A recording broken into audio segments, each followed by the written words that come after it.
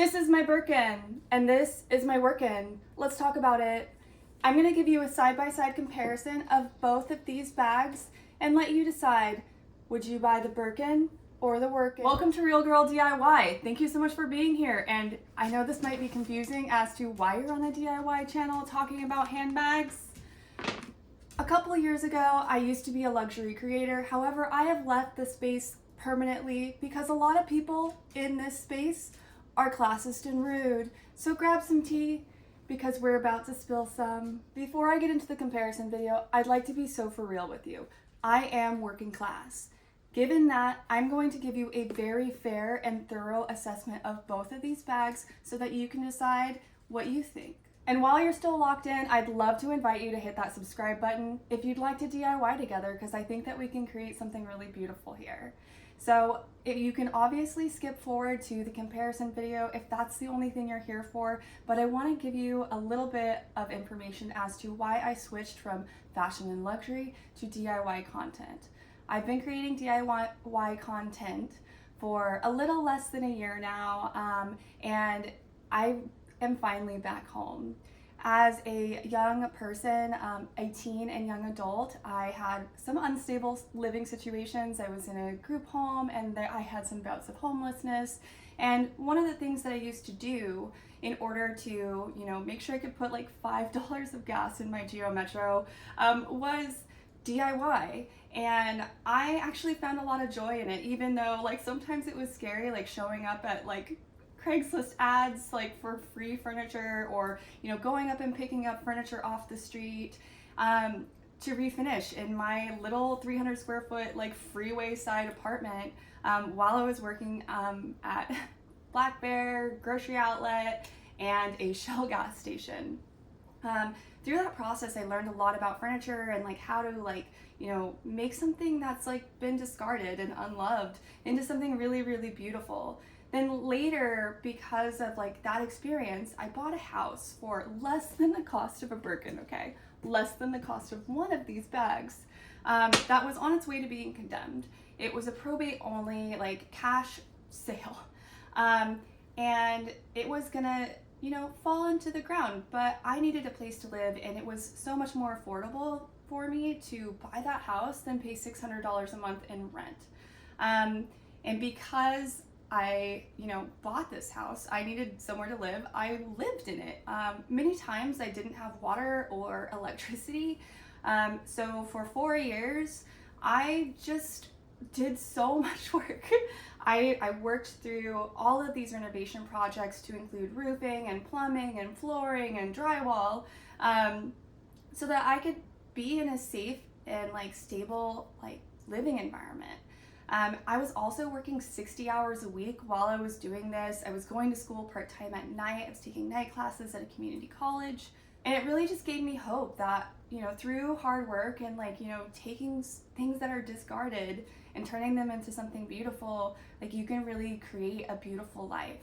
And the reason that I think that, DIY and fashion and luxury content aren't so different, because it's all in the pursuit of having something that is quality, that is lasting, and that, really improves, whether it's how you feel about yourself or your whole situation as a whole, right? So DIY is really building my equity and my lifestyle as it relates to real life, right? And luxury, it sold me the idea of, accomplishment, of reaching a certain milestone in my life where I could buy this bag. We're gonna get into this a bit more later as it relates to the idea of luxury and the idea of quality versus actual quality and actual luxury.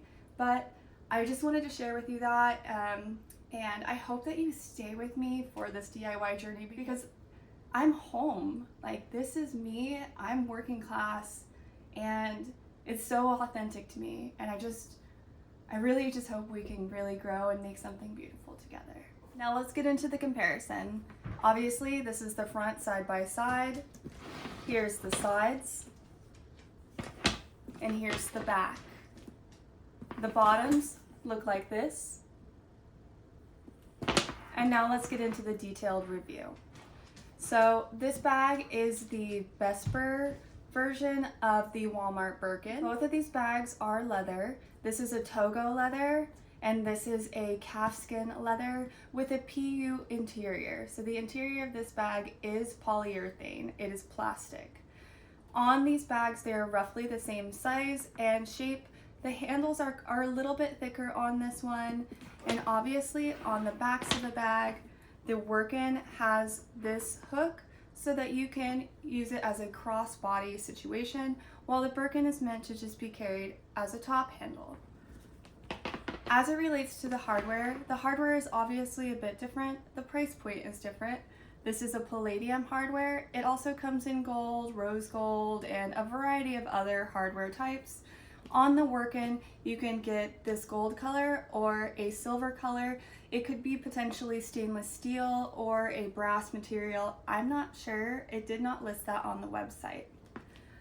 As it relates to edge paint, which was one of the biggest areas that I found that the bags looked really different on the top. So on the tops of the bag, the Birkin has a very solid edge paint situation, while the Wirkin is joined together here and just has edge paint across the top of both of those. And if you look really closely, you can also see that on the Hermes bag, there's like a little piece of like structural leather in there, and the Wirkin doesn't have that, which is very understandable considering like the time and materials that it takes to construct both of these bags.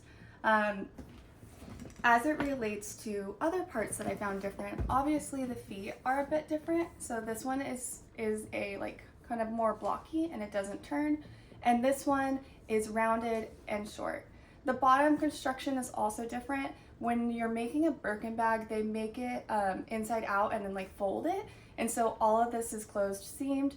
This on the Wirkin, they just have this piece attached to the structural pieces on the side, which is honestly not a big deal. It still does the same exact thing as the Birkin. A bag is a bag.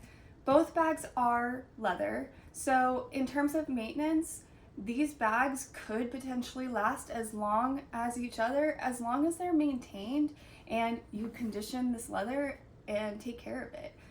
Birkins tend to last a long time, or have the perceived idea of lasting a long time, because when you buy a really expensive item like this, you're more likely to take care of it for the long term and get it repaired, take it to the spa, versus a bag that's in a more affordable range. So an affordable bag can potentially last as long as a designer bag. That's just some food for thought. On the Vesper model that I got from Walmart, it did not come with a lock or clochette, but honestly, again, not really a big deal because nobody wears the Birkin closed anyways. As you can see, I just have my clochette hanging here and the lock is inside this bag. For everyday use, nobody wears this closed because it's a pain in the neck to get inside. But she is really, really cute.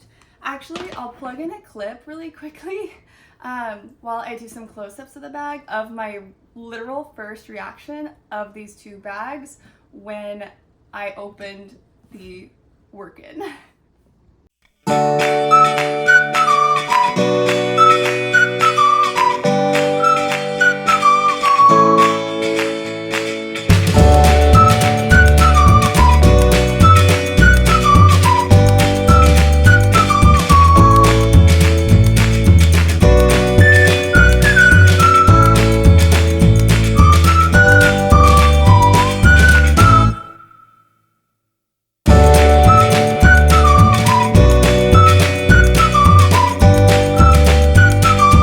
Examined the exterior of both the Birkin and the Wirkin. Let's get into the insides. So both have the same exact locking mechanism, which attaches like this and opens like that, and you pull this flap forward. Underneath the flap, one of the most commonly asked questions on my video that went viral on TikTok was, where's the stamp? So this is the stamp, and the reason that a lot of people were like confused about it was because most of the time when you see a photo of a celebrity or someone carrying a Birkin, they have it open because wearing this bag closed is not an option in any sense.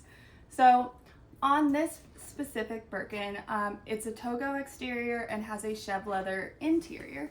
So that's what the inside of the bag hole looks like. There's a large pocket at the front, and then there is a zipper pocket at the back of the bag. And that's about it. Now for the Wirkin, again, the same exact locking mechanism. And also I am doing a giveaway for this bag. So if you are interested and you have watched this far, it closes on the 10th of January. And you will find that on my Instagram. It's the first pinned post. So it's going to be going to a lucky new owner. On this bag, there's a little bit of a rough cut around where the hardware is installed, but it seems pretty stable, you know, for what it is. I think it's totally fine.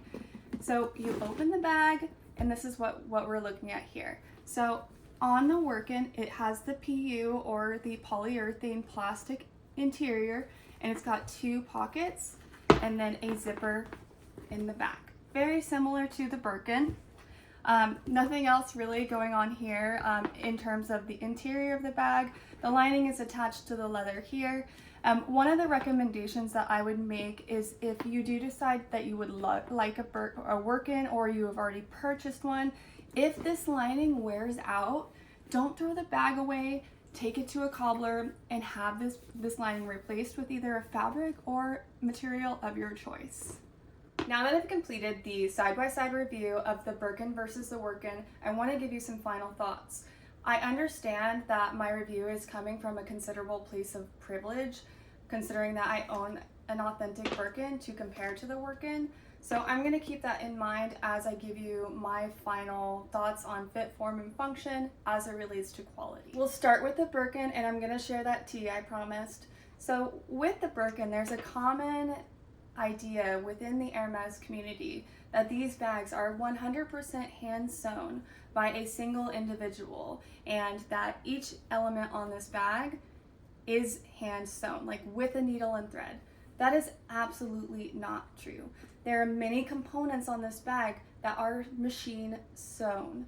And if you want to make the argument that, well, machine sewing is still hand sewn, yes, but then you have to extend that category to other luxury and contemporary brands, for instance, Chanel.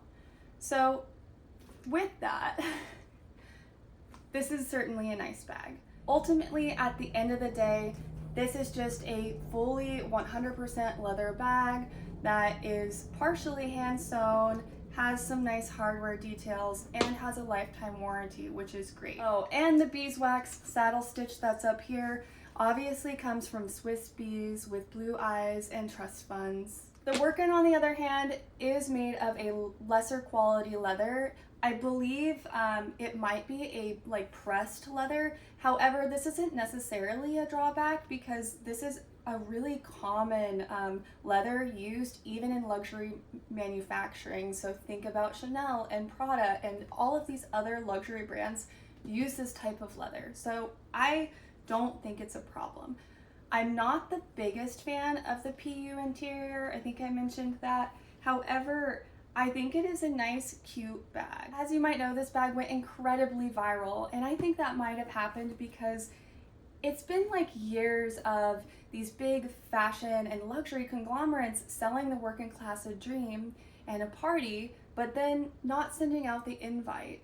So when this bag became available and became viral on social media, it was like we finally had a ticket to our own party. So I like the Wirkin for that. I understand that there is some IP issues with this bag, but I'm here for her. And I'll leave you with this. Jane Birkin herself told Vogue in 2011, "It's nice that everybody has one or wants one.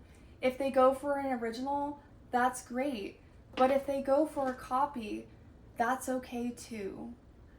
What do you guys think? Please let me know your thoughts down in the comments, and make sure you subscribe if you want to be part of DIY. Ciao.